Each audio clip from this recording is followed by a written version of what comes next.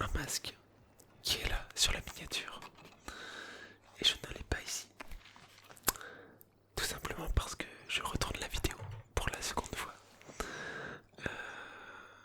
Enfin, je tourne la vidéo pour la seconde fois parce que je vais vous mettre un petit extrait. Mais je l'ai enregistré une première fois avec ce masque. Mais malheureusement, ma voix était un peu trop étouffée et c'était assez compliqué de pouvoir comprendre ce que je disais, voilà, sans vraiment se concentrer. Donc je me suis dit que tant pis, je vous quitte à recommencer, ben voilà, le faire sans le masque et puis que vous puissiez comprendre ce que je vous dis, c'est le plus important. Donc voilà, je vais vous mettre un petit extrait pour vous montrer. Et en plus, je parlais assez fort pour que vous puissiez m'entendre. Donc du coup la voix n'était pas forcément relaxante. Donc voilà, je vous passe un petit extrait de quelques secondes et on enchaîne sur la vidéo qui est Parlons d'Halloween, qui est demain d'ailleurs. Voilà. Aujourd'hui, on se retrouve pour une vidéo spéciale pour Halloween, bien sûr. J'espère que vous m'entendez bien. Donc oui, vous avez vu, c'était pas top. Donc voilà. Donc on va reprendre, voilà, tout simplement comme ceci. Alors c'est parti. Le terme d'Halloween est la contraction de l'expression anglaise All Hallows Eve, qui signifie la veille de tous les saints. Son origine remonte à plus de 2500 ans sous le nom de la fête de Samin. Cette fête celte et gauloise était célébrée pour accueillir la nouvelle année, mais aussi les esprits des défunts.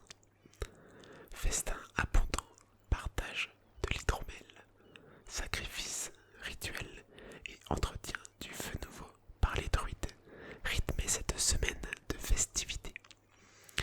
Comment Halloween était-il pratiqué chez les Celtes? Quel conte irlandais a-t-il inspiré les Américains? Voici un petit aperçu historique et géographique de cette tradition automnale.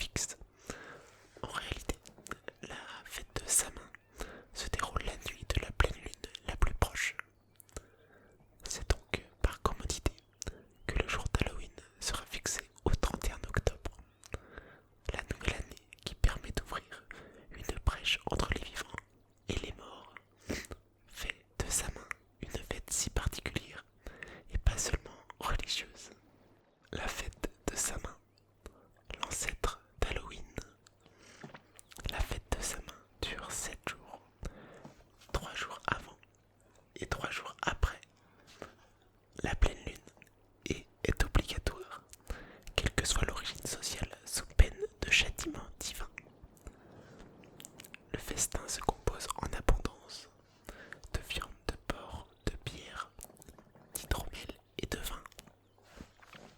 Le porc, qui est considéré comme une divinité destructrice et redoutable, est une viande sacrée censée procurer l'immortalité.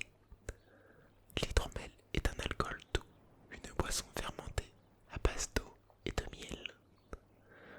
Cette fête est destinée à créer des passerelles entre les deux mondes, celui des vivants et celui des morts, où chacun est invité à venir de l'autre côté.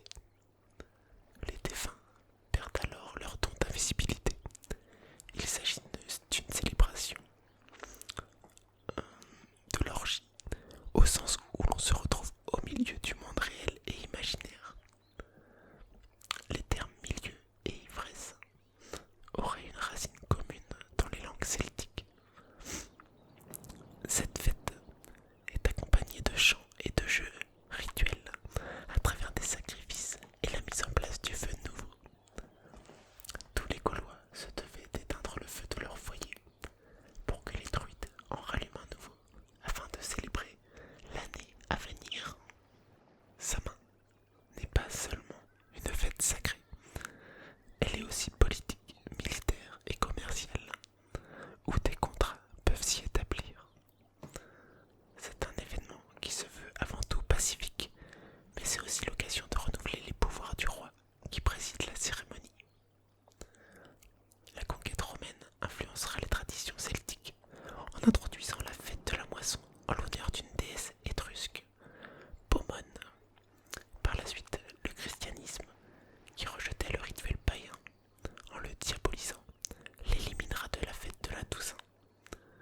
Les traditions païennes subsistèrent malgré la destruction d'anciens temples. C'est en 837 que la fête de tous les saints est inscrite sur le calendrier liturgique. Celle d'Halloween sera donc célébrée la veille.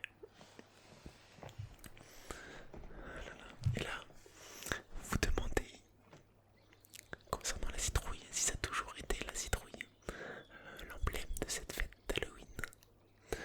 Donc on va savoir ça tout de suite.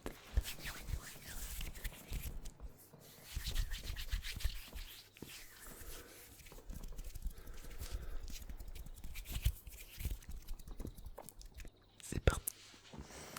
En 1846-1848, suite à la maladie de la pomme de terre, les Irlandais migrèrent vers les États-Unis et emmenèrent avec eux contes et légendes. Vous connaissez sans doute le conte irlandais de Jack O'Lantern, ivrogne qui osa défier le diable en lui jouant des farces et qui fut chassé du paradis le 31 octobre, le jour de sa mort. Il sera condamné à errer éternellement avec une lanterne. Celle-ci comprend un navet qu'il était en train de manger et une bougie qu'il mit à l'intérieur pour éviter que le vent ne l'éteigne. C'est vers la fin du 19e siècle qu'Halloween deviendra une fête nationale aux États-Unis avec la traditionnelle quête de bonbons et le fameux trick or treat, les friandises où le mauvais sort.